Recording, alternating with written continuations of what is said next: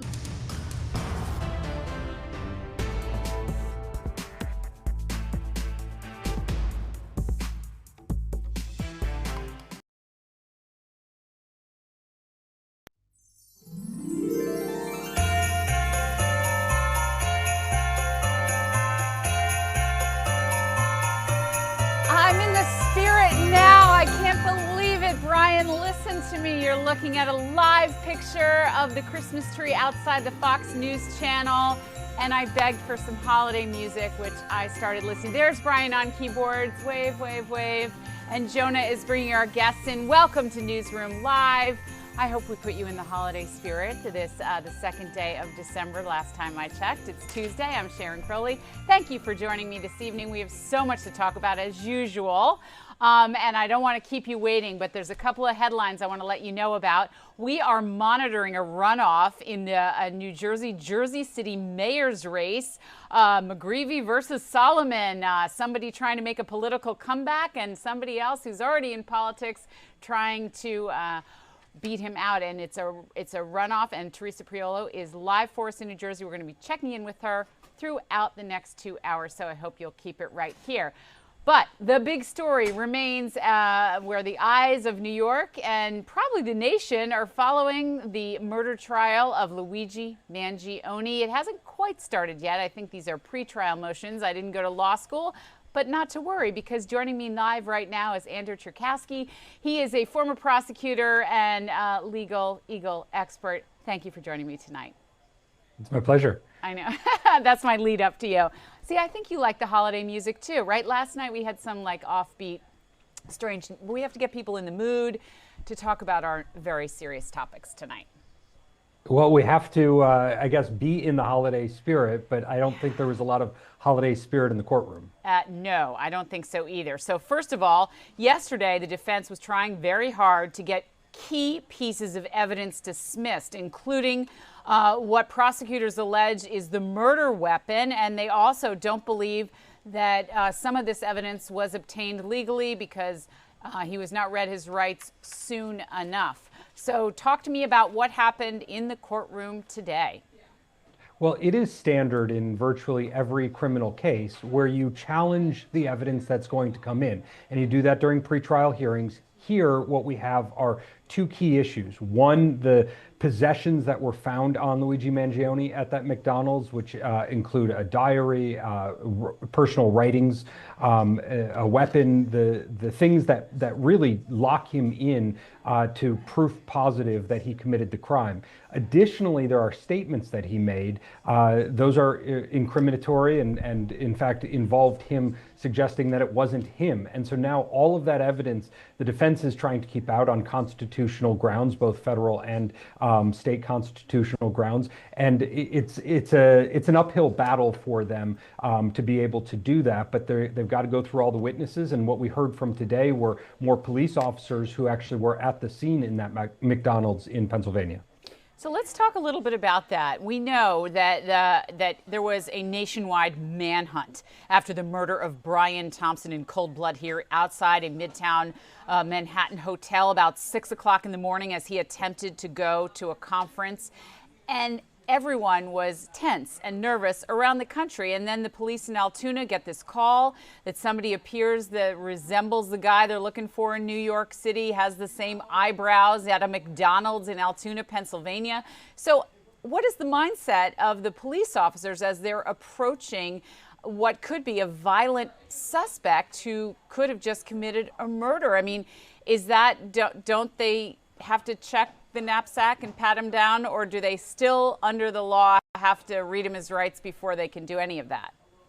Well, the police officers here, one of them said to the other that he actually thought that it was, and I think bet a hoagie on it before going in to essentially stage they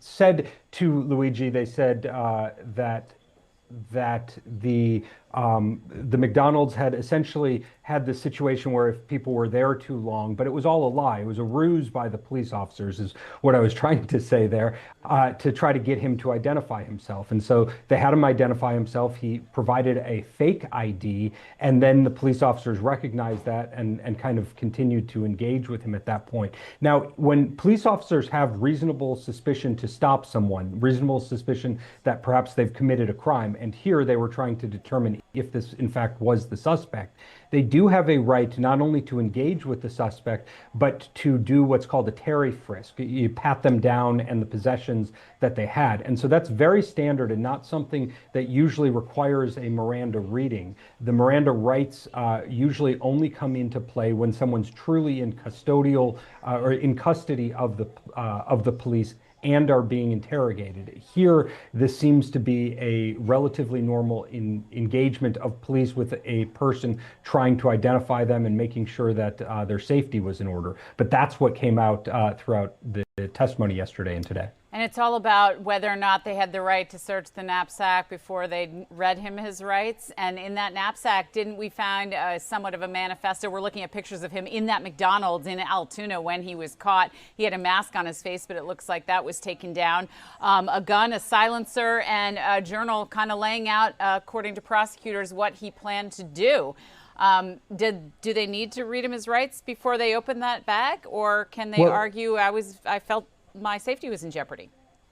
Two separate issues. For the search of the backpack, when police, again, come up on to someone and they have a reasonable suspicion, they can pat them down and they can search, for example, a backpack that's on their person. That has nothing to do with the Miranda warnings. The only question on that is whether the police can do that initial search or whether they had to get a warrant in order to do so.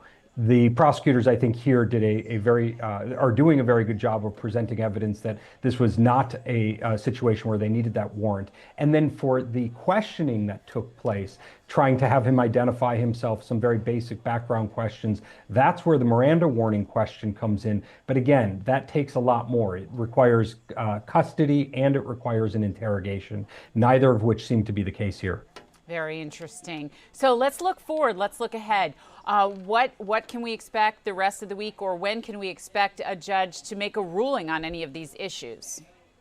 Well, judges in pretrial settings like this, especially in particularly serious felony cases, often take the arguments of counsel and the evidence that's presented under advisement, and it can be weeks before we actually hear a ruling. When the issues are a little bit more clear, the rulings can come from the bench. I think in this case, the judge could do that. But I mean, frankly speaking, with the world watching what goes on here, the judge is going to make sure that all of the T's are crossed and I's dotted, and likely will not make that ruling. I don't think yet this year. I believe it would likely be early next year. That's how things typically go in courtrooms. And one other mention I have to make, every day we've seen, I don't know, looky-loos fans, supporters of Luigi Mangione, or at least those who feel that they also, according to the prosecutor, that he had a beef with the healthcare industry and insurance companies, and based on the evidence that was recovered. And it does seem like there's a lot of people out there supporting him, not just because some describe him as, handsome or whatever you want to call it, or a celebrity. I don't know what the exact attraction is there, but how is that going to weigh in when they try to seat a jury in this case? Well, true crime is a huge thing in America, and so many people watch very closely to these trials, every detail, and they try to figure it out themselves. What I'm most shocked by is how attracted people are to the support of him, and they're like falling in love with him. That's not totally unusual in these criminal cases. The worry, though, is when the jury is sat, is one of the jurors one of these people who has sympathy for him and is a quiet lurker in that jury and will hang the jury in the end if all of the evidence is in fact as overwhelming as it seems? It just takes one juror to ruin the whole trial and make them start all over again if they're unwilling to vote guilty. So I think it's an interesting psychological condition folks have who are so obsessed with this case and so attracted to Luigi Mangione and trying to get him off. But it does present issues when we get to jury selection. Yeah, it'll be interesting to see if they try to change the venue or anything like that. And that video appears to be so damning, but it does seem like if that gun were to be tossed out of this case, that would be a real blow to the prosecutors. Oh, no doubt. I mean, if the statements that he made or the search of his backpack are kept out, the evidence that was gained there is overwhelmingly strong for the prosecutor. So that would be a very good step for Luigi Mangione. I don't think it's going to happen. And even if something is kept out, there's still quite a bit of evidence that the police have that tie him directly to this. So it is a very uphill battle. Andrew Cherkasky, thank you so much for joining us this evening. It's always interesting to talk to you, and I hope you'll join us again for Newsroom Live as we continue to follow this trial because, it's one of those cases that everybody seems interested in. Indeed. Well, thank you so much for having me. I will keep myself up to date on this so I can provide whatever details you'd like. All right. I look forward to it. Thanks, Andrew. We'll see you again soon. All right, don't go anywhere. I told you we have a lot of news going on tonight. We're going to find out the results tonight of that runoff election for the mayor of Jersey City, New Jersey. We'll find out if a political newcomer or somebody who's trying to make a political comeback is the winner. Our Teresa Priolo is live for us there. We'll be checking in with her. But up next, do you live in Staten Island? Do you know anyone who lives in Staten Island? Well, guess what? Coming up next, we're going to talk with a council member who says he's got a common sense proposal that might make it a little different to drive in that borough. Coming soon. I'll be back in 2 minutes. Keep it here.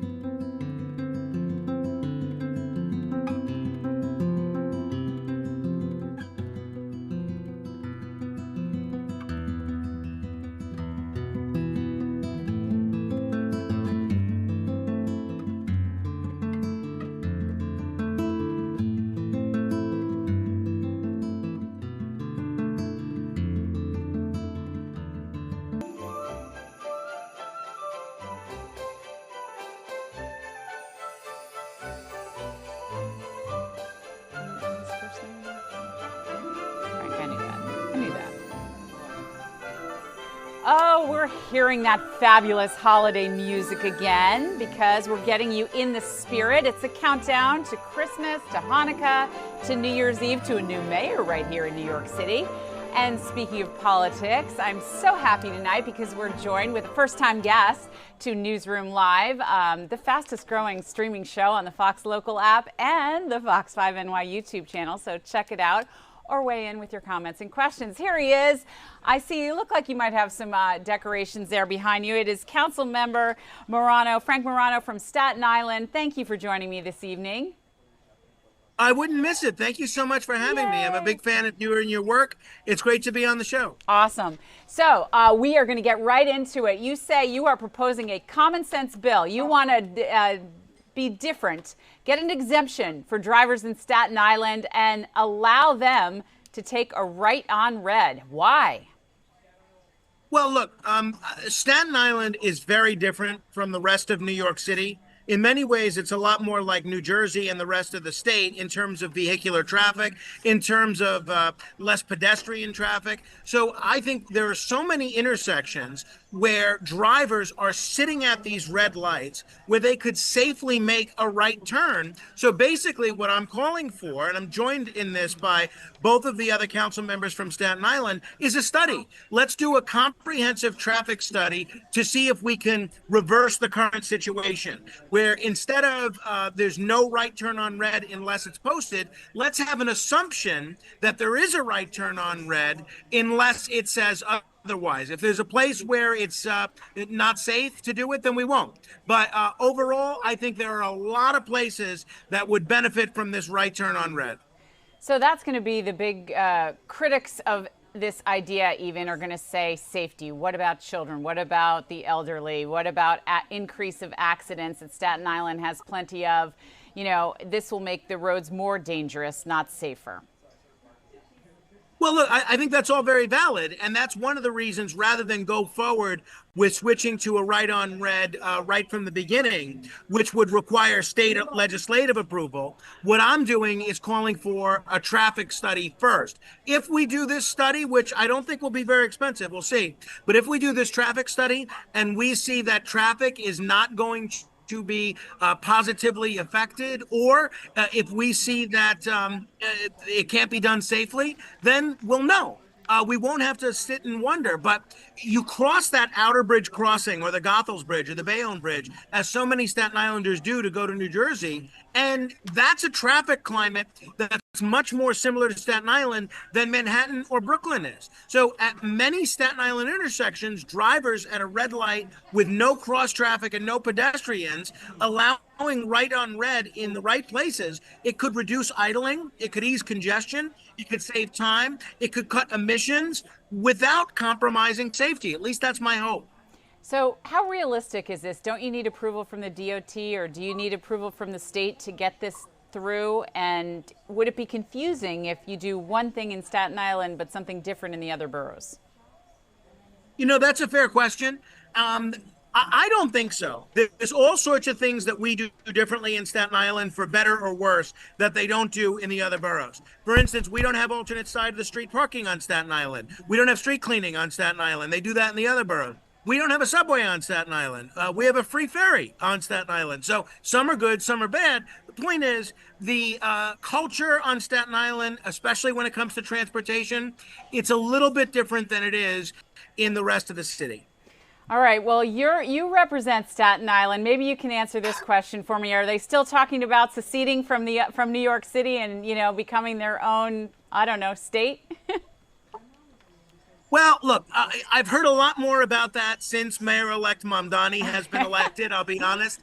I think that, you know, the frustration on the part of a lot of Staten Islanders is that we're kind of treated like the bastard stepchild. It seems like no matter what we do, no matter how we vote, because the rest of the population the population of the rest of the city so dwarfs us, it doesn't matter how we vote. So Staten Islanders feel like we have 5% of the population, we're paying 20% of the taxes, but we have 1% of the influence. My hope is that Mayor-elect Mamdani will see that he's got some fences to mend on Staten Island and will work to make Staten Islanders feel like they're included, like they're part of the city. But to answer your question as simply as I can, we are still talking about municipal independence a great deal.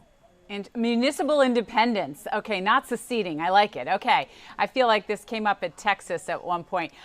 While you bring up Mamdani, I can't let you go without asking you, what do you think about Mayor-elect Mamdani, I guess, finally meeting with the outgoing Mayor Adams today at Gracie Mansion? Your thoughts on that? And then I got to ask you about Mamdani's meeting with Trump. You can answer in any order you want. Well, so as far as meeting the mayor-elect, I think that's the mayor-elect meeting the current mayor. I think that's a good thing. I think it's not unusual throughout the course of New York City history to have mayors that have been adversarial with one another. And I think it's that transition. You know, the reality is they used to call being mayor the second toughest job in America. I think there's a strong case to be made that it's the toughest job in America. And you really have such a easier time doing that if one of the only 4 people that are alive that have done that job before you can show you a few things. You learn from their mistakes. Koch did this for Dinkins. Dinkins did it for Giuliani. And we saw it has happened throughout history. So I think it's certainly a good thing that they're meeting. Where this goes, we'll see. Mayor Adams has made a lot of mistakes that I hope the new mayor can learn a great deal from in terms of avoiding. And what do you think? Do you have hope? Is it promising that President Trump seems to be extending an olive branch to the mayor-elect? Well, look, I saw the meeting that they had, and it looked like they were getting along really well. I'm much more of a supporter of President Trump than I am of the mayor-elect. But as an American and a New Yorker, I want the president and the mayor to get along. You know, I don't want to see New York City cut off from all sorts of Homeland Security dollars that we need. You're talking $10 billion when it comes to just money we already get, like education and public safety. That's to say nothing of other projects that affect New York, like the Arc Tunnel and other infrastructure projects. So if the mayor and the president can find a way to put aside their differences, not only do I think that's great for New York, but I think it's a great example for all of us who at times seem to struggle at getting along with folks that have differing political views. Love it. We'll leave it there. Councilman, thank you so much for joining us this evening. I hope you'll come back again and join us many times on topics in the future. And it should be very interesting here in New York City as we get a new mayor to take over on January 1st. I'm with you anytime you want me. I appreciate you asking me. Thanks again. All right. And let us know how the bill, the Right on Red proposal goes. Let us know if it makes its way along the course of legislation there. I certainly will. Thank you. All right. Thank you so much for joining us. And don't go anywhere. There's so much more ahead. We're going to update you on the meeting with Adams and Mamdani, and we're going to let you know why the Secretary of War really had to fend off some tough questions during President Trump's 9th cabinet meeting earlier today. Keep it right here. We'll be back in just 2 minutes.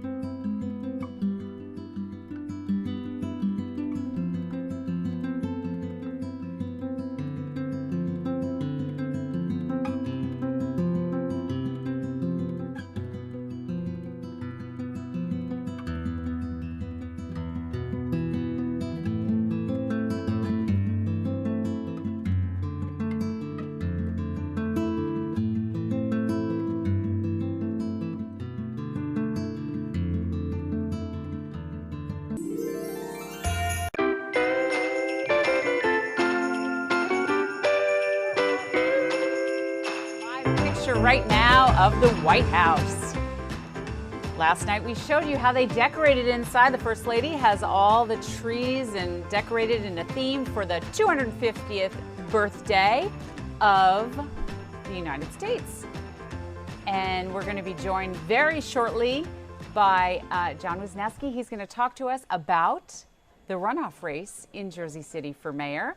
We're going to get to him in just a minute. But first, I have to tell you, as I said, the Secretary of Defense, Pete Hegseth, he was really fielding a lot of questions today because there are a lot of questions. Lawmakers on both sides of the aisle are very concerned about these drug boat bombings that are happening in the Caribbean, where drones are exploding these boats that the administration says are drug dealers trying to bring drugs into the United States. And in one case in particular, on September 2nd, an admiral actually hit the boat twice, and there is a report in the Washington Post that survivors were still alive after the first strike. So there's a lot of discussion about whether or not that was a war crime.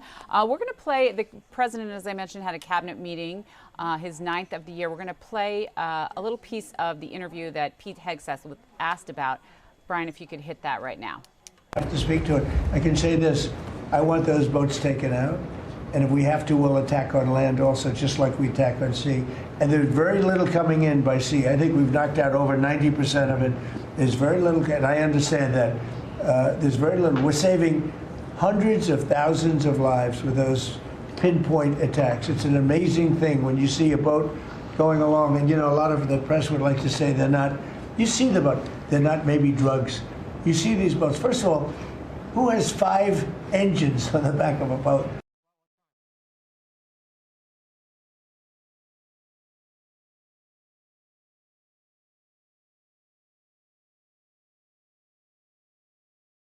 We have a lot going on here tonight as I continue to bring in live guests. Brian's going to try to get to the bottom of whatever that is and play us the full sound because you're going to want to hear it. I can say this, I want those boats taken out. And if we have to, we'll attack on land also, just like we attack on sea. And there's very little coming in by sea. I think we've knocked out over 90% of it. There's very little, and I understand that. There's very little. We're saving hundreds of thousands of lives with those pinpoint attacks. It's an amazing thing when you see a boat going along, and you know, a lot of the press would like to say they're not, you see the boat, they're not maybe drugs. You see these boats. First of all, who has 5 engines on the back of a boat going in weird directions and loaded up with lots of white containers? They're bags of things. No, they've done an amazing job, and Peter's done an amazing job. Pete, you could probably better answer the question. No, you're spot on, sir. I think you got to start with the baseline, which Marco laid out, everybody's laid out. We've got 20 million people invading our country over 4 years. We don't know where they're coming from. That includes Tren de Aragua and cartels and violent criminals. They bring drugs, and you mentioned it, Mr. President, poisoning, an intentional poisoning of the American people, killing hundreds of thousands of Americans. So the president had the courage to designate these cartels as designated terrorist organizations. Now, a number of us here served in the military and spent 20 years fighting terrorists like Al-Qaeda and ISIS on the other side of the world. How do you treat Al-Qaeda and ISIS? Do you arrest them and treat them, pat them on the head and say, don't do that again? Or do you end the problem directly by taking a lethal, kinetic approach? And that's the way President Trump has authorized the War Department to look at these cartels. And I wish everybody could be in the room watching our professionals like Mitch Bradley, Admiral Mitch Bradley, and others at JSOC and SOCOM and other commanders. The deliberative process, the detail, the rigorous, the intel, the legal, the evidence-based way that we're able to, with sources and methods that we can't reveal here, that make sure that every one of those drug boats is tied to a designated terrorist organization. We know who's on it, what they're doing, what they're carrying. All these white bales are not Christmas gifts from Santa. This is drugs running on 4-motor fast boats or submarines that we've also struck. No one's fishing on a submarine. And I have empowered them to make that call. Now, the first couple of strikes, as you would, as any leader would want, you want to own that responsibility. So I said, I'm going to be the one to make the call after getting all the information and make sure it's the right strike. That was September 2nd. There's a lot of intelligence that goes into that, building that case and understanding that, a lot of people providing information. I watched that first strike live. As you can imagine, at the Department of War, we got a lot of things to do. So I didn't stick around for the hour and 2 hours, whatever, where all the sensitive site exploitation digitally occurs. So I moved on to my next meeting. A couple of hours later, I learned that that commander had made which he had the complete authority to do, and by the way, Admiral Bradley made the correct decision to ultimately sink the boat and eliminate the threat. He sunk the boat, and eliminated the threat. And it was the right call. We have his back, and the American people are safer because narco-terrorists know you can't bring drugs through the water and eventually on land if necessary to the American people. We will eliminate that threat, and we're proud to do it. So you didn't see any survivors, to be clear, after that first strike? You personally? I did not personally see survivors, but I stand, because the thing was on fire. It was exploded and fire and smoke. You can't see anything. You got digital. This is called the fog of war. This is what you in the press don't understand. You sit in your air-conditioned offices or up on Capitol Hill and you nitpick and you plant fake stories in the Washington Post about kill everybody, phrases on anonymous sources not based in anything, not based in any truth at all. And then you want to throw out really irresponsible terms about American heroes, about the judgment that they made. I wrote a whole book on this topic because of what politicians and the press does to warfighters. President Trump has empowered commanders to do what is necessary, which is dark and difficult things in the dead of night on behalf of the American people. We support them, and we will stop the poisoning of the American people. And Mr. Secretary, on the second strike, you said... All right, you heard it there. Defense Secretary of War Pete Hegseth obviously has President Trump's support for an incident that happened on September 2nd. The Pentagon has been targeting these alleged drug smugglers in the Caribbean, I would say for about a couple of months now. They've hit at least 21 of these boats, and 83 people have been killed. This is the first strike that's getting this kind of scrutiny, though. There are lawmakers on both sides of the aisle that want answers. We heard from Minority Leader Senator Schumer today, also calling for an investigation. They want to see more of the video, more than what was just released that you're looking at there. So that's the very latest from Washington. But if you keep it right here, in just a minute, we're going to check in with local politics. We're going to talk about the Jersey City mayor's runoff race. That's coming up in just 2 minutes. Keep it here.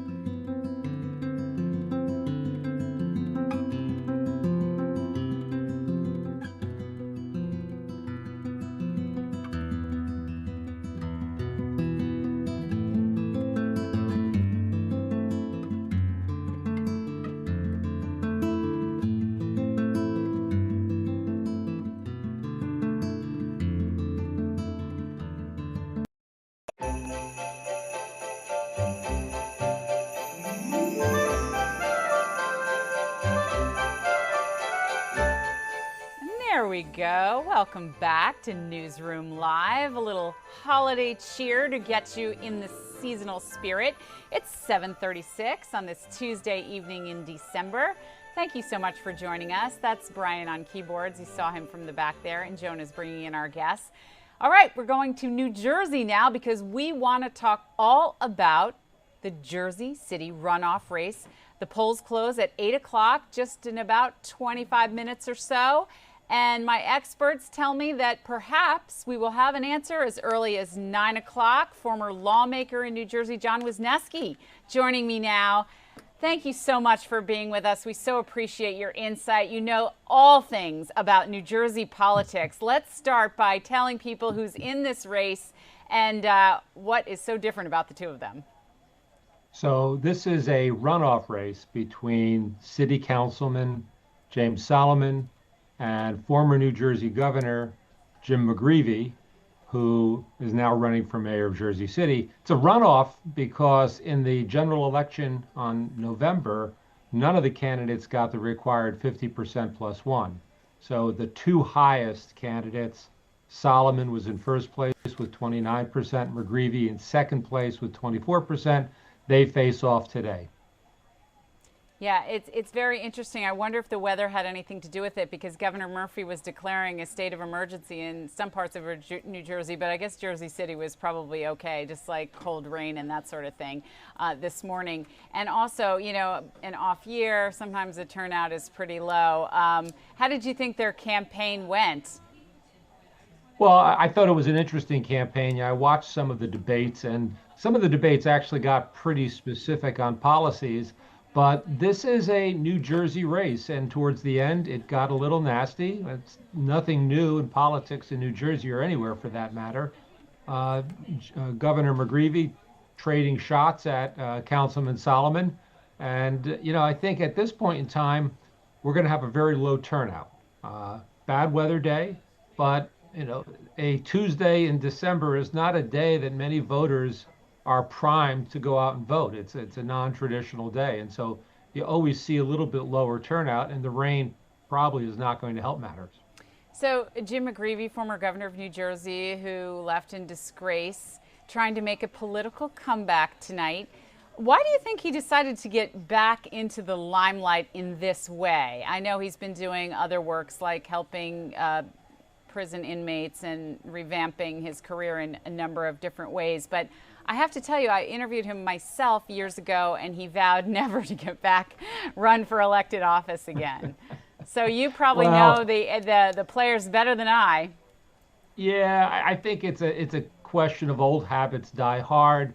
I think Jim McGreevey has always been on a redemption tour since he resigned in disgrace, looking for an opportunity to change the record, set the record straight, if you will, or at least change the impression that people have of him, and that's why he's running for mayor of Jersey City. But I think it's a tough sell.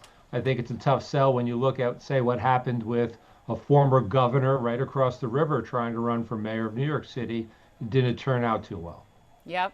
Well, we're going to leave it there, and maybe we'll check back in with you later if you're still around, because you think we might have an answer by 9 o'clock tonight, right? Yeah, I mean, with 39% of the people voted in the general election in November. Less than that will vote today. It's probably going to be 40,000, 45,000 people turning out. That will be counted fairly quickly when all the precincts are tabulated. We may have an answer by 9 p.m. And before I let you go, I failed to mention how different Jersey City is in its makeup. I mean, there are some really contemporary, brand new buildings, brand new comers. New York City used to call them, you know, yuppies, young urban professionals in a whole section of Jersey City. And then there are people, a diverse community that have lived there for generations. So is this race a reflection of who's going to vote for who? Well, I think it's certainly a dichotomy of the old guard in the city, the people who have been there for generations, and then there's a lot of new people, as you pointed out, who've moved into those high-rise towers, maybe not native New Jerseyans, or at least not native Jersey Cityans. And so there's going to be a difference in the approach that those voters take and who they pick. Awesome. All right. Well, thank you very much for your insight, and I hope to check back with you soon. Look forward to it. Thank you. All right. Take Thanks, care. John. Appreciate it. All right, keep it right here. We're going to take a quick break, and when we come back, Teresa Priolo reporting live from New Jersey will have the update on the results.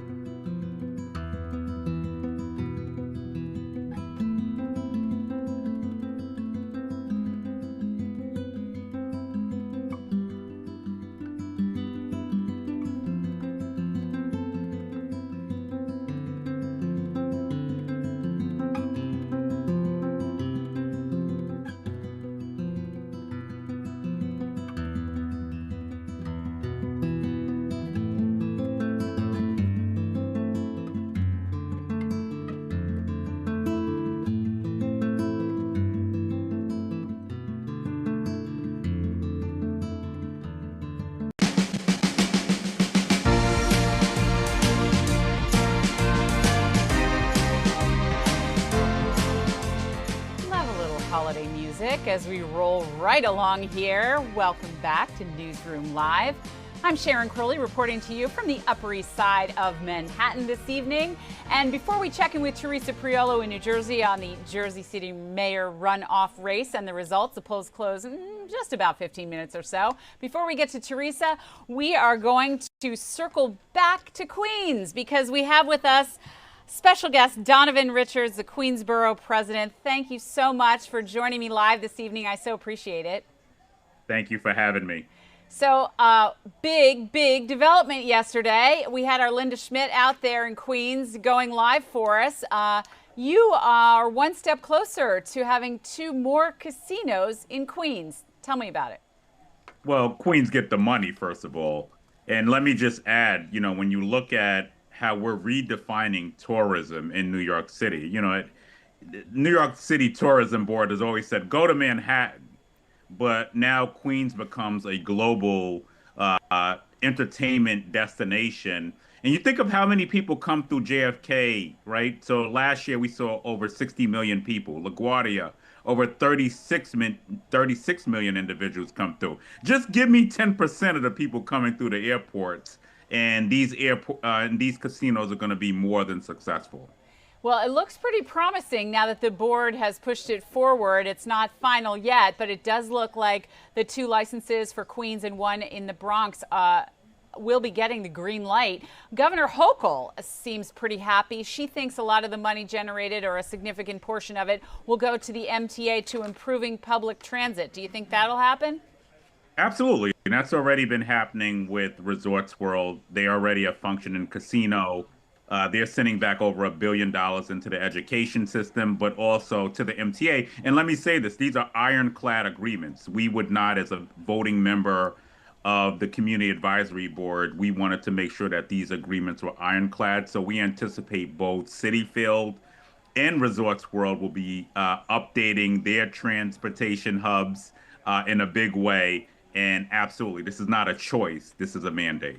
So I would be remiss if I did not ask you about the critics of you, Queensborough president, because There are a lot of people that say these casinos prey on the elderly, on the immigrant community, on the poorest among us who can least afford to lose any money at a casino. And that there are other cities that I could turn to, like Atlantic City, where jobs were promised, and in fact, they were minimum wage, low wage jobs, and it didn't do much to improve the quality of life in Atlantic City. Are you concerned about any of that? Heck no, because both of the applicants in Queens have already shown who they are. When I came in as borough president, today's my fifth anniversary, Steve Cohen gave us $20 million. That was a promise made and a promise kept to ensure that we can ensure small businesses could get back on their feet at the height of the pandemic. Resorts World has already hired thousands of people. This is 6,000 additional jobs. And if you scrub a toilet at Resorts World, you're unionized right now. So you talk about upward mobility. So I am very clear on, show me the pudding, right? And show and tell. And these two organizations have already done a lot. I mean, I could talk about Steve Cohen and the Mets Foundation. I could talk about the Resorts World Giving Back Foundation. We studied where employment came from through Resorts World. And we could clearly see that the zip codes that benefited the most were the ones surrounding the actual resort. So I am not too worried because I think we really did have some ironclad agreements that were written into this process. And it's not a choice, it's a mandate. All right, well, we will definitely be following up on that. Queensborough President Donovan Richards, thank you so much, and happy 5th anniversary. Thank you. 5 years. I got less hair, but I'm still That's still good. kicking. No, you look good. You look good. Happy holidays to you, and thanks for joining Thank us. you. And let us know how things go. I hope you'll come back if you get final approval. I will come back anytime. Let us know when All you right. want us around. Sounds Take care. good. Bye. Have a good All right. one. Bye. All right, keep it right here. We're going to take a short break. When we come back, we're going to take a live look at the election results coming in New Jersey. We'll find out who the next mayor of Jersey City is. We'll be right back.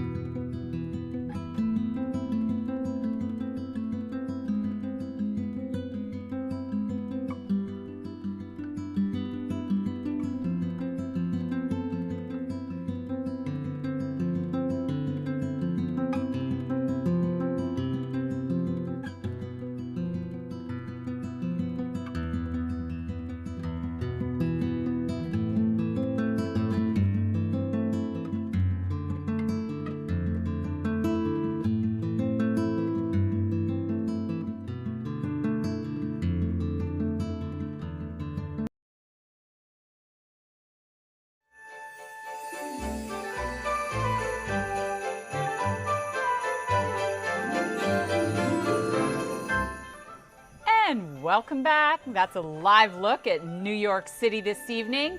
But we're going to go across the river. We're going to go live to New Jersey tonight because they're in the middle of a runoff election for the next mayor of Jersey City, and our Teresa Priolo has been studying and following it, and she joins us live now from New Jersey. Hey, Teresa. I'm ready for my final exam, Sharon. All right, I'm good. I'm glad. That makes one of us. You know, I was up all night to the crib notes and the rest of it. Anyway, let's talk politics. I just finished talking with John Wisniewski, former lawmaker in New Jersey who knows all things about inside politics there. He's predicting his crystal ball that we might even have a winner in this race at 9 o'clock, but he said that the turnout's pretty low. I mean, obviously the weather wasn't great today. But talk to us about where things stand from your end. We are trying to get those interviews that you did earlier. Brian and Jonah will let me know when those are ready. Yeah, sure. So we are in the Heights section of Jersey City. And if you're familiar with Jersey City, it's a multifaceted place. There is a massive portion of this city that has a huge immigrant population. These are people who like to say that they made Jersey City what it is. And they are the people who both Jim McGreevey and James Solomon are trying to appeal directly to in this race because of all of the yuppies that have moved in here, driving up rates, all of the development that has gone on, making it like a mini New York City. You're getting $3,000, $4,000, $5,000 rents for apartments, which is all well and good for development. But when you're thinking about and looking at your lower income population, your immigrant population, your senior citizen population here, they cannot afford that. I bring that up to say affordability was the issue in this race, bar none. And both candidates really had their own very distinct views on this very issue, which is interesting because it also was a big one in the 2024 election. It was a big one, in November with the governor's race as well. So we keep coming back to this issue of affordability, especially here in New Jersey, and it took center stage during this race. Right, so let me show you the ballot right here. Hold on. All right. Let me show you the ballot. This is the ballot that here in this. I don't know if you can see this, but I can see this it. is the ballot that they are working off of here in the Heights. At PS8. Okay, I'm going to take it down for just a quick minute. Okay, Jenny. good. And basically, it tells you everything that you need to know. We're voting for mayor here. Are you going to go with James Solomon, who is a city council member, been on the council for about 8 years, a relative newcomer to politics, when you consider the fact that he is up against a name that almost all New Jerseyans know, Absolutely. which is Jim McGreevey.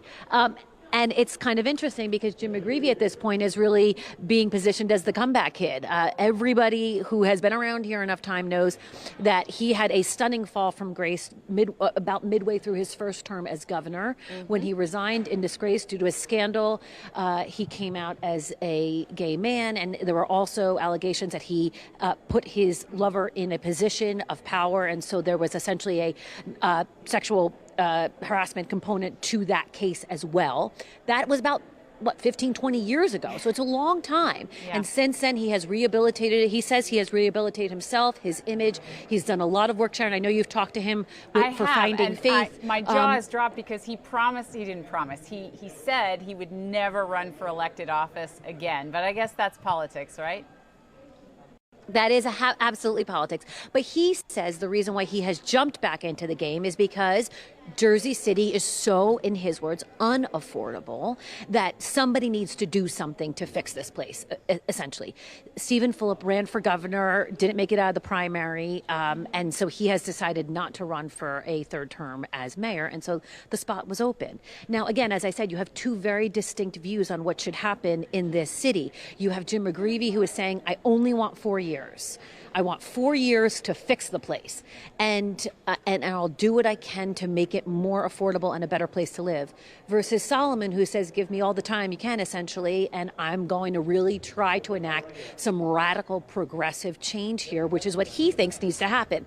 On the issue of affordability and housing, because it came up so many times during this race, McGreevey believes that we should partner with faith-based institutions in order to expand our housing lot and also make 20% of all affordable housing in the city low income. Solomon has a completely different approach. He says you got to put reins on these developers who are building, up and out and all around. He also says that in terms of rents, he believes that the rents have gotten out of control. And so he wants to cap rents at $1,000, in some cases $750. McGreevey says that's great on paper, but he believes it cannot be done. And he really feels like it's wishful thinking. Yeah. So for voters here in Jersey City, they are looking at this.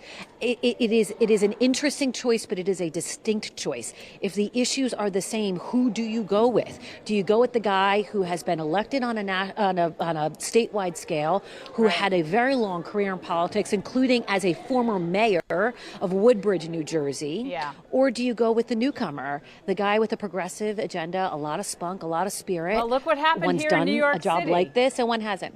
Yeah. Well, that's exactly right. That is exactly right. Was the name everybody knew, and instead we have Mayor-elect Mamdani. But you bring up Jersey City, and it's important for those who are not familiar with it. It's really changed a lot in the last decade, and you mentioned gentrification and the high rises driving those rents up, and they sort of were always in the shadow. Hoboken was the one taking all the, getting all of the young professionals that were commuting into New York, and they would rather live with a little more space. And it does seem that in the last 10 years, Jersey City has really come into its own in some parts of it, and yet so many other neighborhoods, as you mentioned, have been there for generations. Well, absolutely. I mean, Jersey City was always considered the cheaper alternative to Hoboken and the far cheaper option to New York City. And that's just not the case anymore. I mean, maybe there's a little bit of a difference, but it's really not that much, especially when you consider that, to get from Jersey City to downtown Manhattan to Battery Park, Tribeca, Fidei is a quick ferry ride. I mean, it's so accessible, and developers and young professionals have taken advantage of that. But on that note, though, being here, we have seen a lot of people of all, shapes and stripes here. Many of the people who have come through actually were not English speaking, or English was not their first language. And I thought that was kind of interesting. They were coming out to vote, but they were not doing, they were not able to communicate in English. And yet still they said to us, through my photographer Lenny, who speaks Spanish, and through some broken English, that it was really important for them to be here. And one person that I talked to has been here since this morning. The polls opened at 6. I think he voted later on, but he worked here earlier in the day. And he said, we have to fix this place. It is so unaffordable. I don't want to be kicked out of my home. I'm a senior citizen. What do I do? Yes. And what I was really intrigued by, Sharon, and I know as a journalist you'll find this interesting too. Usually when you talk to people at polling sites, I didn't ask anybody who they voted for, but you can kind of tell which way they're leaning. Not today. Like I heard from, in the same interviews, I heard talking points from both candidates. And I thought, oh, that person voted for this person. Wait a second. I heard that in that interview with that person on that campaign slogan. Well, we will see what happens. Maybe that just shows.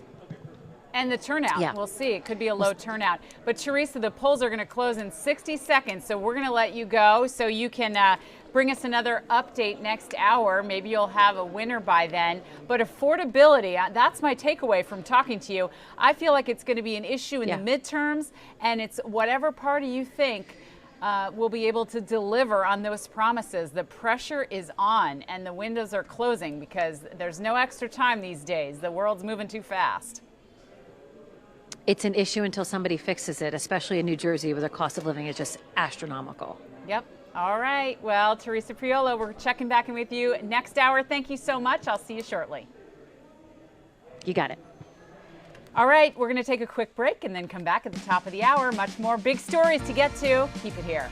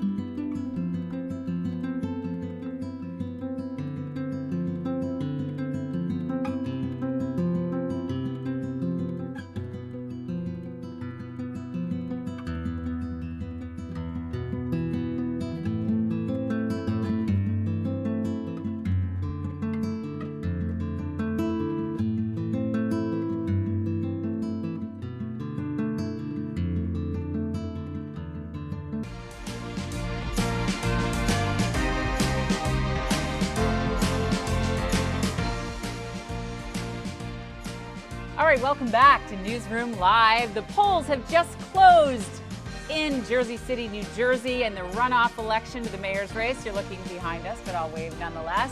We have Brian on keyboards, and we have a new addition to our team. Jonah has just bailed on us. That's all right. That's all right. But we have a lot to get to tonight. Thank you so much for joining us for Newsroom Live. I'm Sharon Crowley. I'm reporting to you from the Upper East Side of Manhattan. We are getting ready for our 10 o'clock newscast here on Fox 5 television. So much to get to. We are covering multiple stories, local, national, and international. We want to get you right up to date. Let's talk about the trial that everyone is talking about, the murder trial of Luigi Mangione, accused of killing United Healthcare CEO Brian Thompson in cold blood almost a year ago. In last December, as he attempted at about 6 in the morning to walk on a Midtown Manhattan street as he headed into a hotel in Midtown. There is video of that attack, and now we are in pretrial motions. And we talked about the defense trying to get some of the key pieces of evidence, including what prosecutors say is the murder weapon, dismissed from this case before it even begins. To help me break it all down, now we have with us Jennifer Rajkumar. She is a New York State Assemblywoman and an attorney and an expert on the Mangione trial for tonight's purposes. Jennifer, thank you so much for joining me. Thank you. So I want to ask you, talk to me. Let's start right away with the weapon. We all saw that video. Obviously, prosecutors say Luigi Mangione is the one who fired that shot. There was a weapon they say matches the crime scene in his knapsack when he was picked up in Altoona, Pennsylvania, at a McDonald's there. We're looking at the weapon there, and apparently there was a silencer as well when he was picked up. What do you think the defense's chances are to getting that evidence kicked out? Well, isn't that the question? I mean, picture this. Police walk into a Pennsylvania McDonald's during a nationwide manhunt, and they see a masked, nervous customer, and it's Mangione. They surround him, they take his backpack away, they start grilling him about who he is and whether he's been to New York, but they don't read him his Miranda rights. And that's the heart of today's legal fight in Manhattan. The defense says the second he was boxed in by officers and clearly not free to leave, he was in custody. And if he was in custody, that means any questioning had to wait until Miranda. And on top of that, they argued the search of his backpack was warrantless and unconstitutional. And the backpack also revealed a gun and his so-called written manifesto. So if the judge agrees, the gun is out, the notebook is out, and the statements are out. So the spine of the case could all get tossed out. And this is the kind of pretrial hearing that can really make or break a murder prosecution. Yeah, fascinating stuff. So let's talk about that knapsack. Under what circumstances would the local cops be allowed to, what if they were in fear for their own lives based on what we knew that they were looking for a violent felon and someone ID'd him as maybe that is the guy from New York? When you approach what could be a murder suspect in a case, don't they have the right to, I don't know, call in the bomb squad or pat down the knapsack without getting a warrant first? Well, that's what the prosecution is certainly trying to argue. But, unbelievably, this sensational case comes down to one simple question. Whether the police said 23 words beginning with, "You have the right to remain silent." But that's exactly where we are. Was Mangione read his Miranda rights? The defense is arguing that the moment the officers took Mangione's backpack and boxed him in at the McDonald's booth, the Constitution kicked in. And if the judge agrees, boom, the evidence is out. But it's amazing that one missing sentence from the police and half the case could evaporate. It's wild, but that's the power of the Fifth Amendment, which says you have the right to not incriminate yourself. You have the right to remain silent. And if someone is being interrogated in custody and not Mirandaized, they can say anything, and whatever they say will be thrown out. And it's not just the weapon that prosecutors say was in that knapsack, but what some are describing as a manifesto where he plotted out and detailed the murder he was planning to commit, allegedly, against Brian Thompson or another healthcare official, and really outlining his rage. And we're looking at that video, too. And the reason it's so important is the killer in this case is holding holding a weapon that the prosecutors say is the same weapon that was found in the knapsack that was on, with him in Altoona. So to have a judge decide to throw that evidence out would certainly be quite the blow to the prosecution. How important do you think his writings are, his ramblings, or whatever he might have said to those Altoona police officers when they picked him up in Pennsylvania? They're very important. I mean, those writings aren't doodles or grocery lists. They're manifesto style, pages of ideological tirades about corporations and surveillance, grievances, lists and calculations, what the prosecutors describe as motive, a man thinking of preparing for violence. So this is the prosecution's narrative in written form. Their connective tissue between motive, planning, and execution. If the backpack goes and the writings inside of it, the narrative evaporates. So right now, the stakes are sky high. The prosecution says we have a ghost gun, a suppressor, and a manifesto. But the defense says you only found that because you broke the rules. And here's the twist that most viewers miss. If the judge tosses all this evidence, Mangione's leverage in a plea deal skyrockets. Suddenly, he's no longer facing a mountain, he's facing a molehill, and prosecutors lose the threat of overwhelming proof. So it's amazing that these evidentiary questions are going to influence the whole case. And possibly if the evidence is thrown out, it could be the difference between a life sentence and a very different deal on the table. Wow, you said it. The stakes are incredibly high when you spell it out that way. Can we talk a little bit about the celebrity factor of Mangione? I don't know if it's his appearance. I don't know if it's his alleged cause, his beef with the health insurance industry that has so many strangers drawn to him, showing up in costumes, as you see there, outside the courthouse, making him into a celebrity.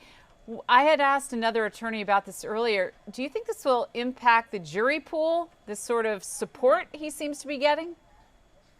Yes, looking ahead, jury selection in this case will be a minefield. Finding 12 people who can truly put aside politics, corporate distrust, healthcare frustrations, and walk into that jury box without prejudice, that's going to be a monumental task. You have a Fortune 500 CEO as the alleged victim, a defendant whose writings openly tag an empire industry, and nonstop media coverage shaping public opinion. And if jury selection is complicated, it's made even harder by how unusually public this case has become. I mean, most murder prosecutions happen in the shadows, but this one is unfolding in real time with the public watching every single evidentiary fight as it happens. So these days, Sharon, trials don't happen in courtrooms anymore. They happen in the public consciousness. And so it's going to be incredibly challenging picking jurors who haven't heard of the case, picking jurors who can put aside everything they think they know and judge only what the law allows them to use. That is a tall order in a case this high profile. Yeah, amazing. So take us, can you just look forward and tell us what for the courtroom observers that are on their couch and watching it from our streaming show. We're looking now, by the way, this is him in the McDonald's in Altoona being picked up, and there's the gun they found that the prosecutors say was in his knapsack. What should we expect to happen? How soon could the judge rule on these key pieces of evidence and whether or not they get to stay in the case, and what happens next? We are looking at months of pretrial hearings, all about evidence, what's in, what's out. Because before the court ever decides who did it, it has to decide how the police got their evidence. And if officers cross the constitutional line, that evidence is gone, no matter how shocking the allegations. And the reason for that is clear. If rights can be ignored in a high-profile case like this, they can be ignored in yours. And evidence is not admissible just because it looks damning. It has to be legally obtained. And that's exactly what this long pretrial hearing is testing. Boy, it is going to be very interesting. New York State Assemblywoman Jennifer Rajkumar, thank you so much for joining me and bringing your legal expertise to the table. I hope you come back again soon, because this trial, as you just mentioned, could be going on for the weeks and months. You don't expect a jury to be seated really until 2026, right? That's exactly right. It's going to be a long time, so I look forward to coming back again soon. Awesome. Thank you for your time tonight. We appreciate it. Thank you. All right, keep it right here. And we're going to take a quick break, and we have so much more coming your way. So enjoy a little holiday music, and I'll be right back.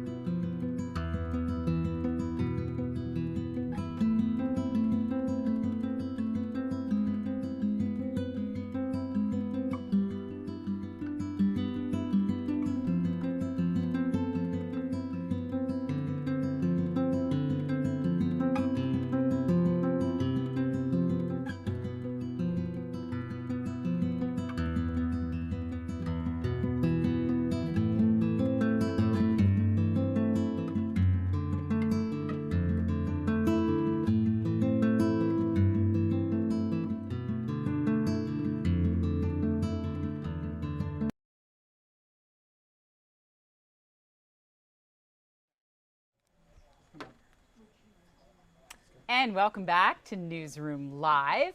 We're almost at 8:15. That means the polls have been closed in Jersey City for 15 minutes.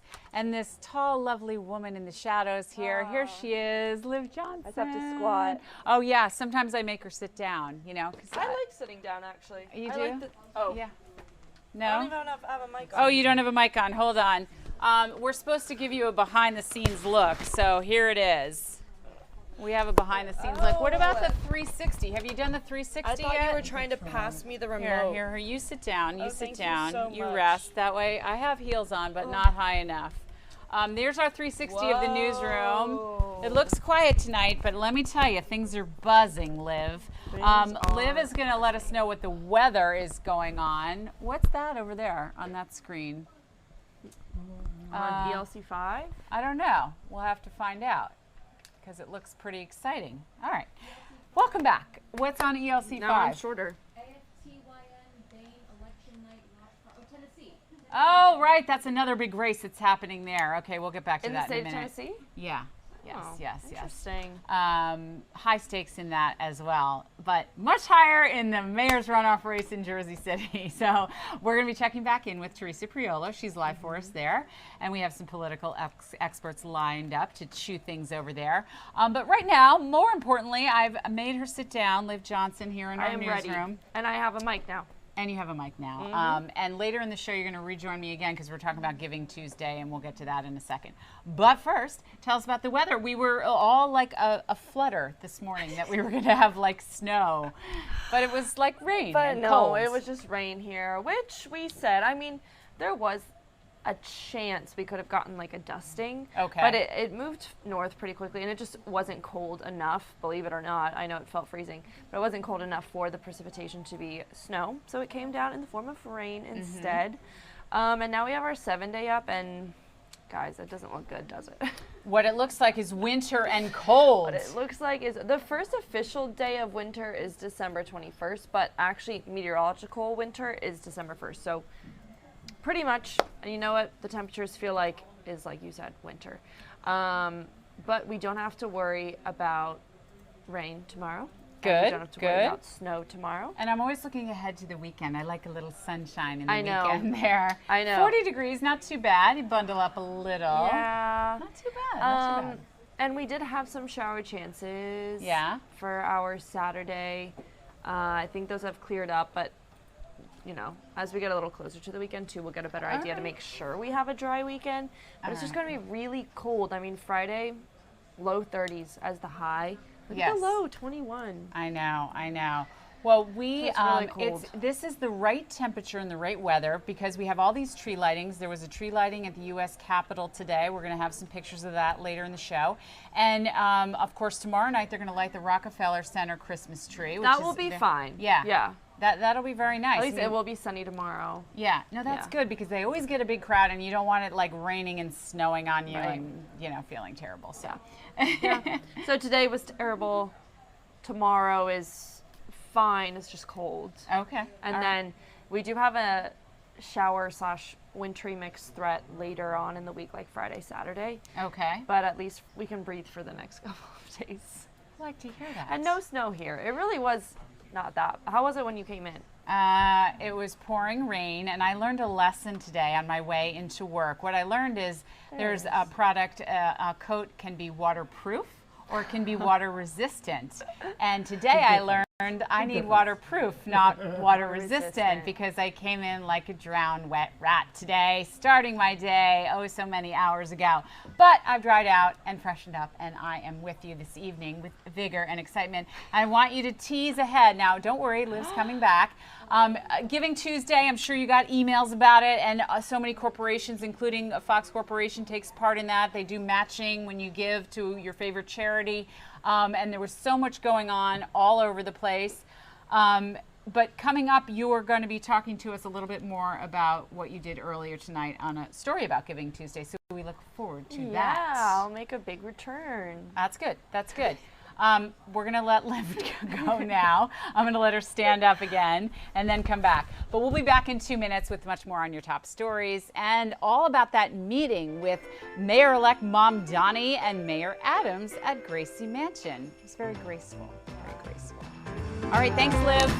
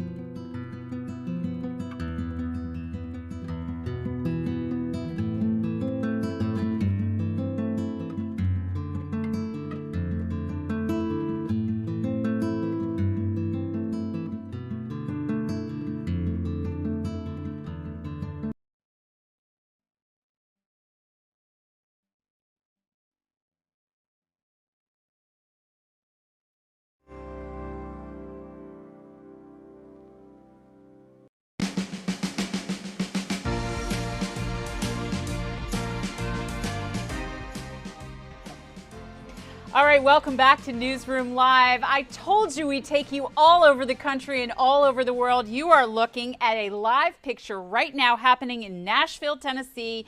That is Matt Van Epps' headquarters because there is a super important race, a special election race going on in Tennessee. That is the Republican headquarters. And if you go, Brian, to ELC 5, Afton Bain, she's been called the AOC of Tennessee. That's her watch party. She's the Democrat in this race.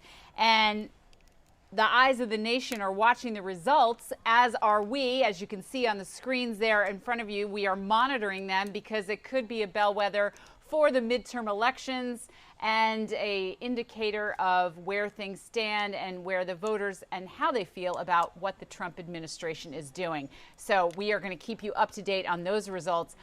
Much more closer to home, of course, is the runoff race for the mayor of Jersey City. And we have two candidates. We have a familiar household name, the former governor of New Jersey, James McGreevey. And then we have a bit of a political newcomer, James Solomon, trying to beat him tonight. And our Teresa Priolo is live there for us. She's monitoring the results as they come in, as are we. And I don't think we have too many coming back. The weather wasn't so great today, and turnout always a little lower, especially on a runoff election. But we'll be following that for you and have an update for you as soon as we can.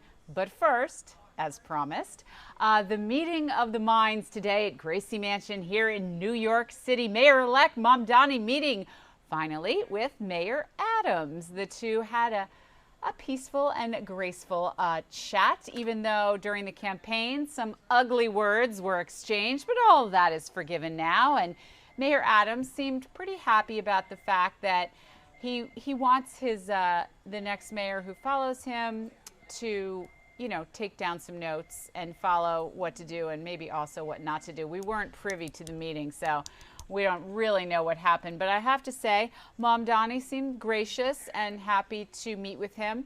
I think we have some sound from both of them. Do we, Brian? No, All right, he's looking for it. Don't worry about it. We'll get to that later. We'll get to that in a minute. But it is an important tradition that New York City mayors keep up and has been done for generations. And it's very important that one administration pass on, you know, what's happening to the next one before they take over. And of course, the swearing in happens at midnight on January 1st, and we'll be covering it for you live as we ring in a new mayor to run our city. We already saw that he seems to be getting along pretty much with President Trump for now after that Oval Office described as a love fest meeting. So yeah, that's, oh, there we have it again. Remember that? I mean, it just never gets old. So, well, we'll see how it goes. He's a Truth Social away, but maybe it'll be good for both New York City and for America. We're looking forward to it.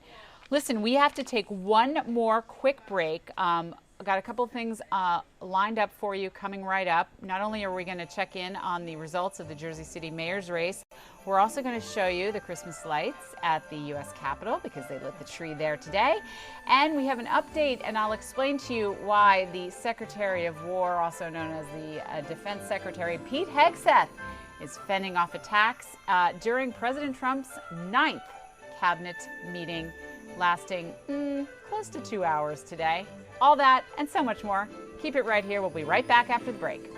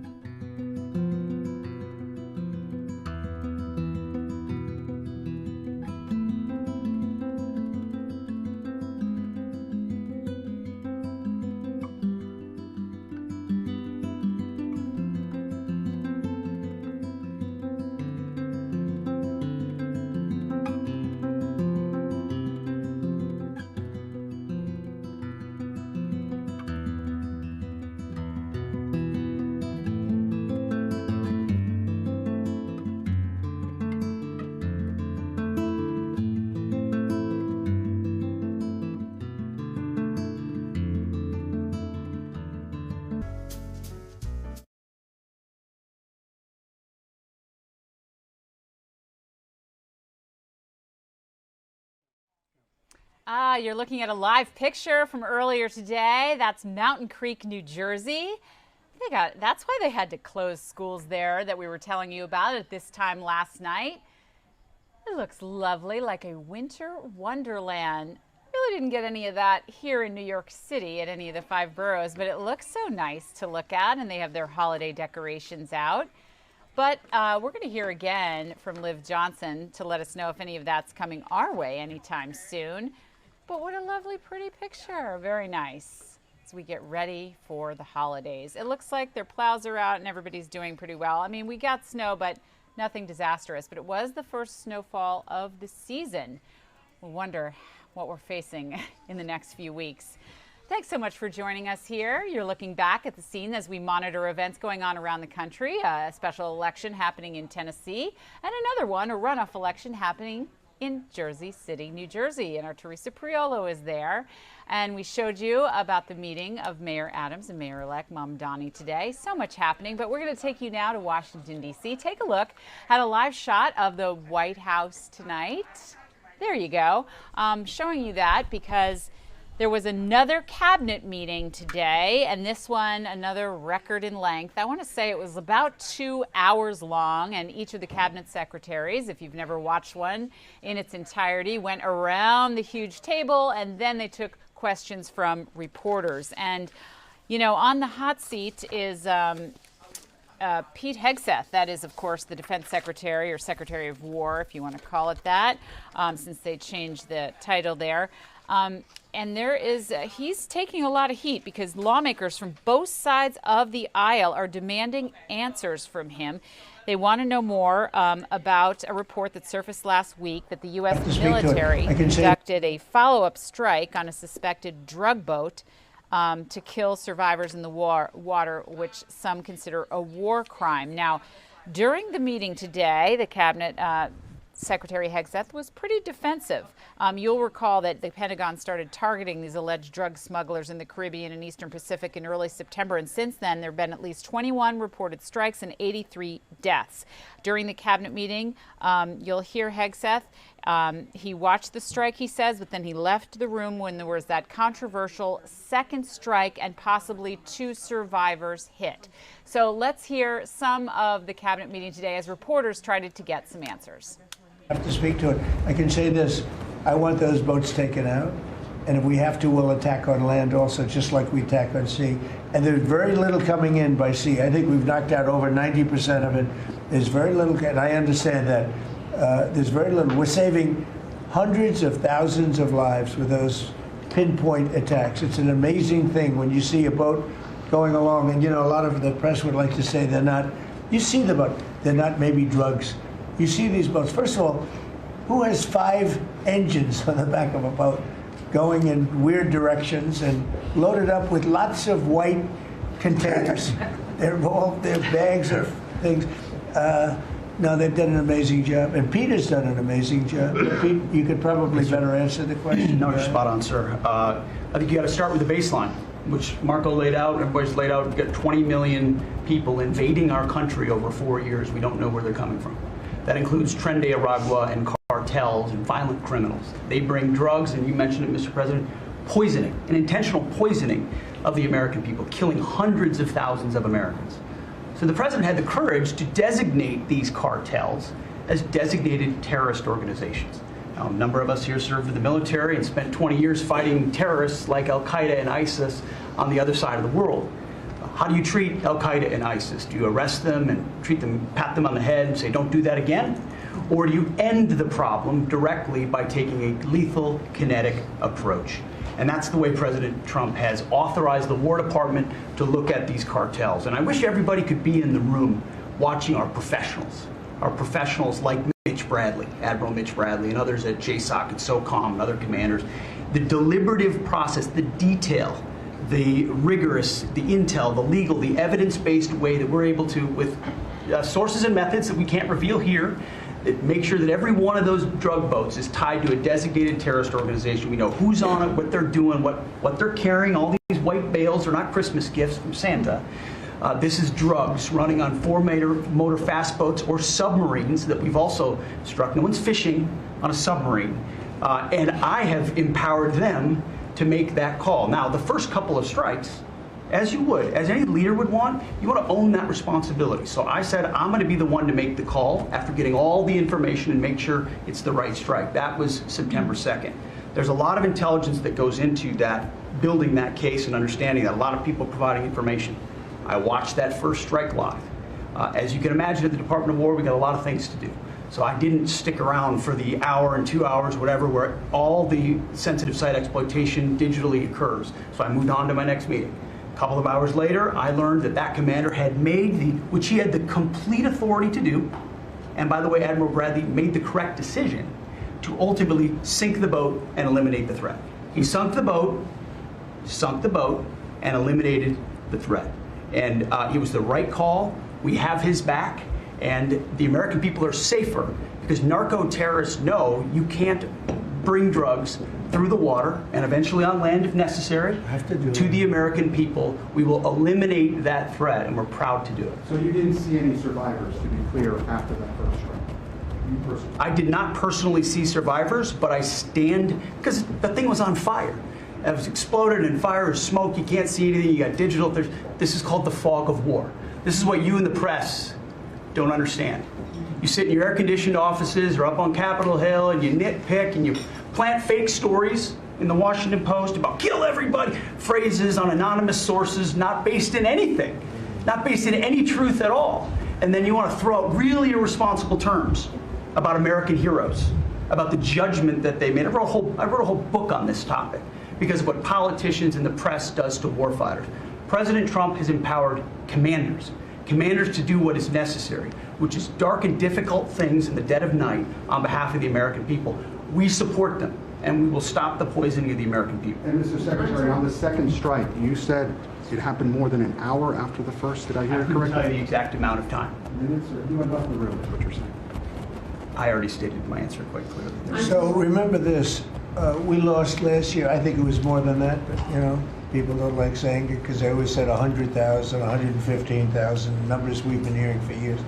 So we lost last year more than 200,000 people, dead people, ruined families beyond the 200,000.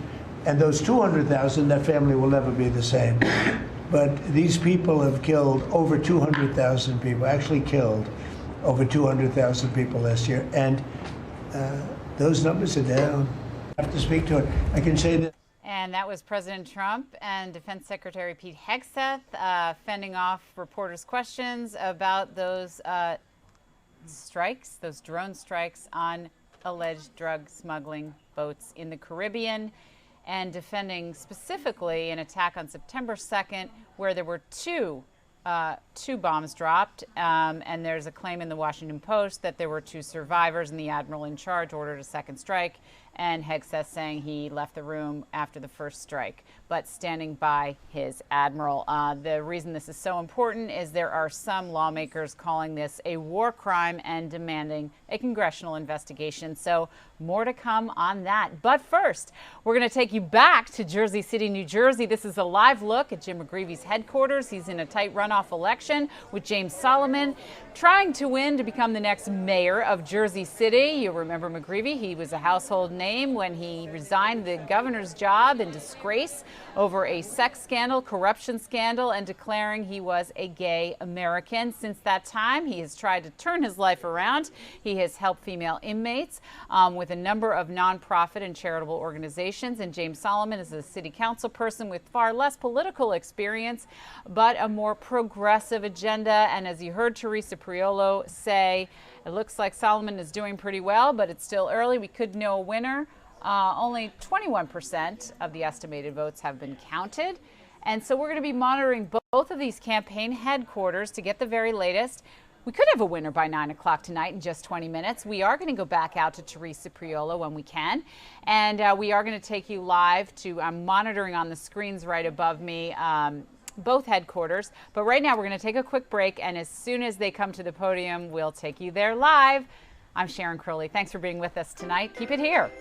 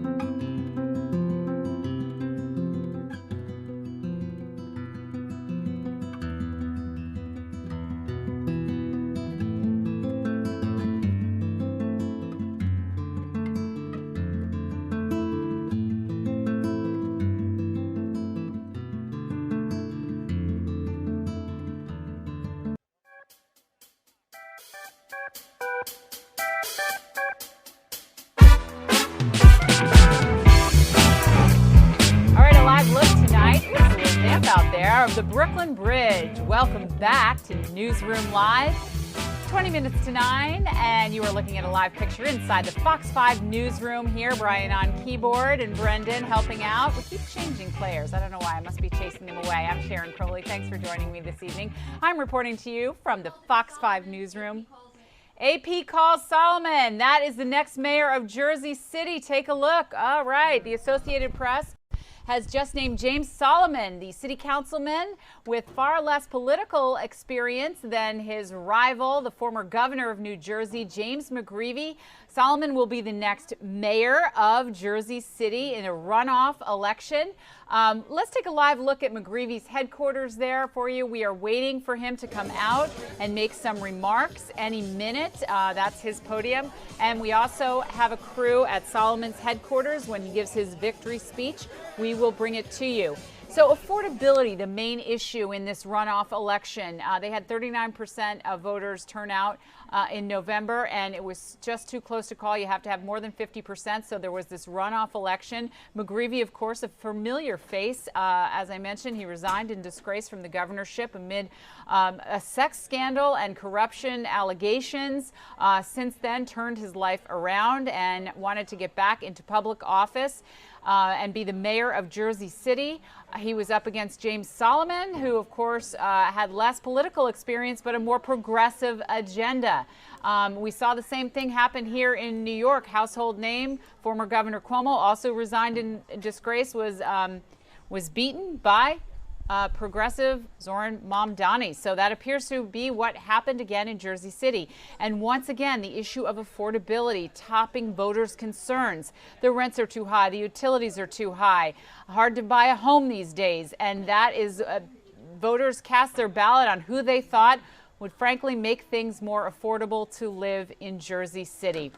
We talked a little bit about Jersey City and how much it's changed in the last 10 years and how there are high rents driving people out, especially along the waterfront there facing Manhattan, because so many young urban professionals have bought up those expensive high-rise condos, and it's making it unaffordable for families and generations who've lived there in other sections of Jersey City. So their voices heard tonight, and let's take one more look at James McGreevey's headquarters there. We have our camera there.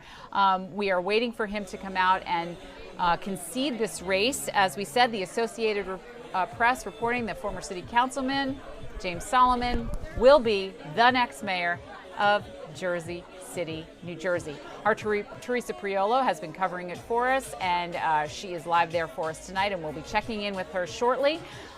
We did expect, we heard from our expert, John Wisniewski, that in fact, he thought there would be a winner by 9 o'clock. I'm checking the clock now, almost 8:45, and it does appear that we have a winner. We will be watching both campaign headquarters, and as soon as one of the candidates comes to speak, either to declare a victory or concede, we'll bring it to you live. But right now, we're going to take a quick break, and when we come back, as promised, we have some holiday cheer to share with you from the FDNY and from the U.S. Capitol. Keep it here.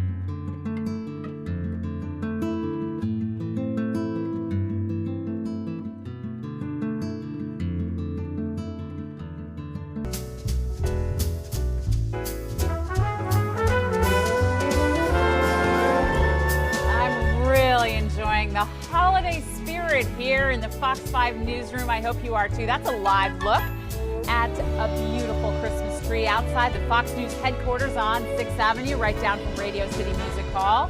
And we're monitoring all events around the country here. These screens have all the information we need. Brian on keyboard, Brendan running behind me there, trying to get out of the camera sight, but that's not going to happen. We are monitoring a couple of events we're waiting for.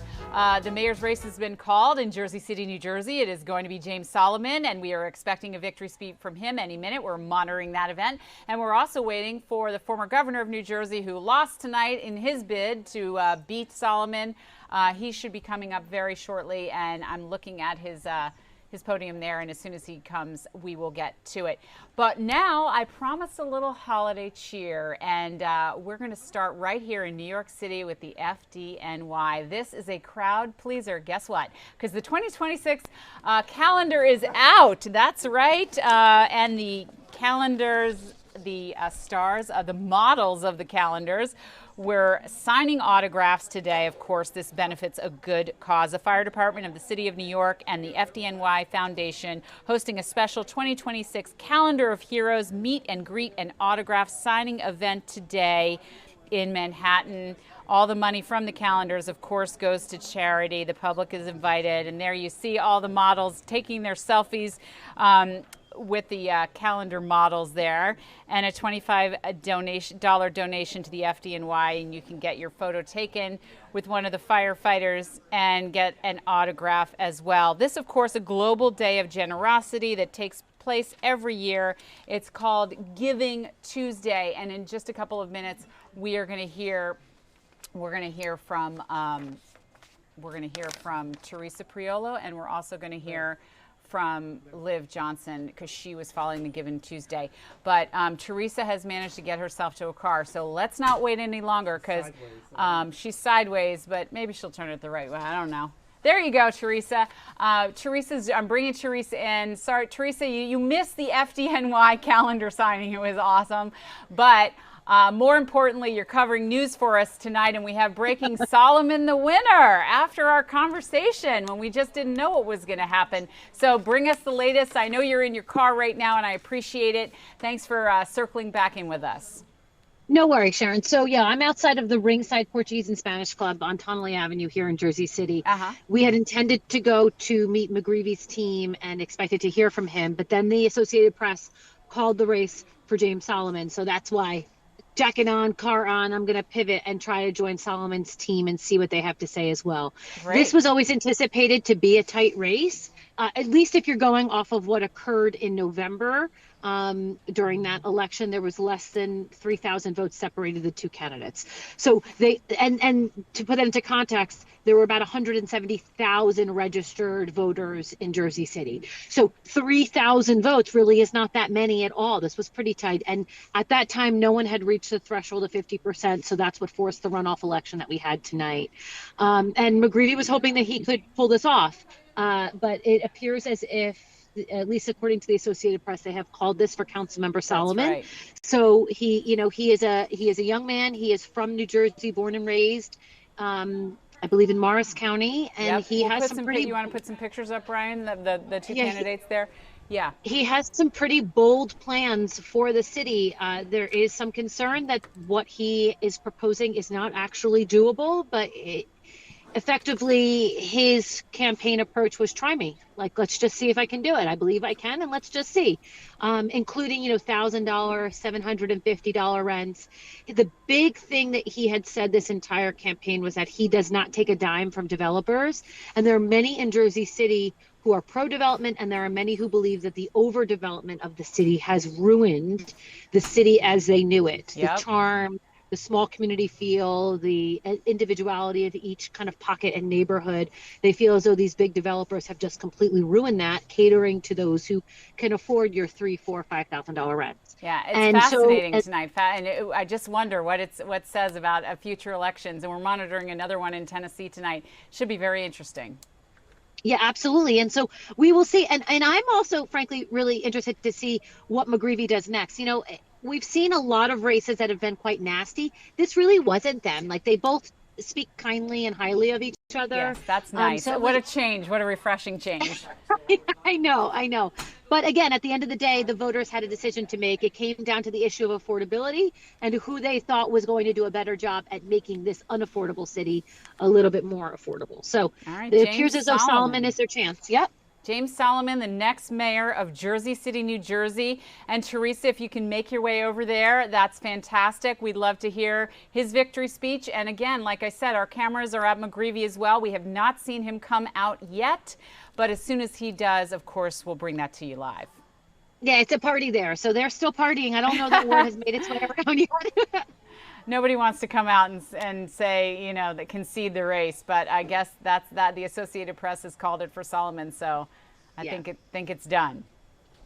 You got it. That's but it. But affordability, Teresa, we'll have to follow up on that. And it may be the main issue going forward for all the other races as we inch toward the midterms.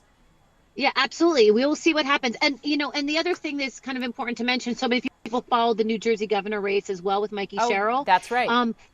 Solomon and Sherrill have a cordial relationship.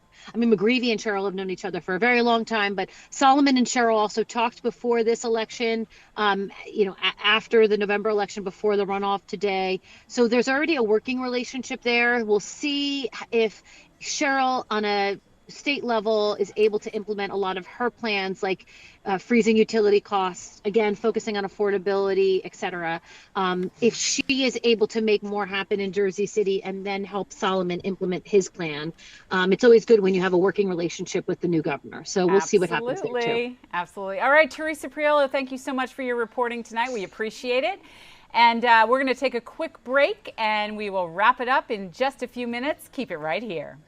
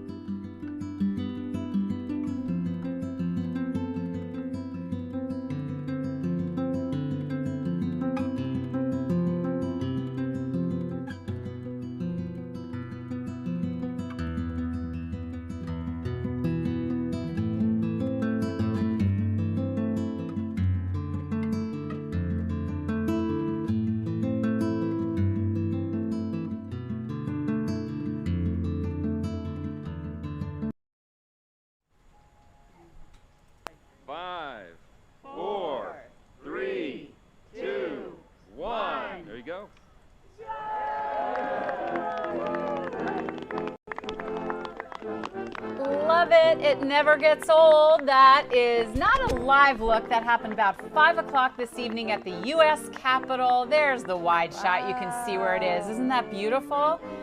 Love a good tree lighting. That's in D.C.? That is in Washington, D.C.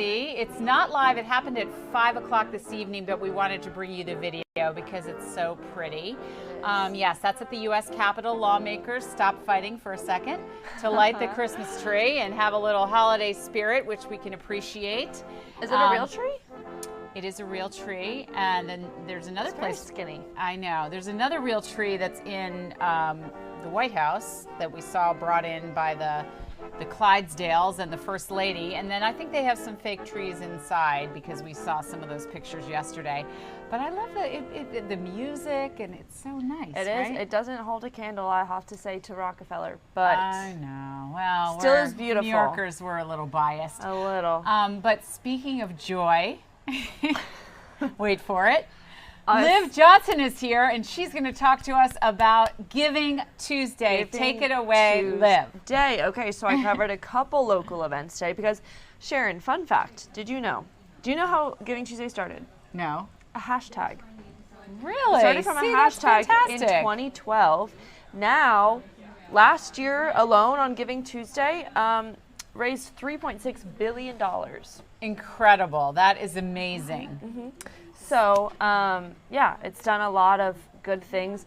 This was United Way. They partnered with BMO, and they created a lot of cold weather kits, which was very fitting for today.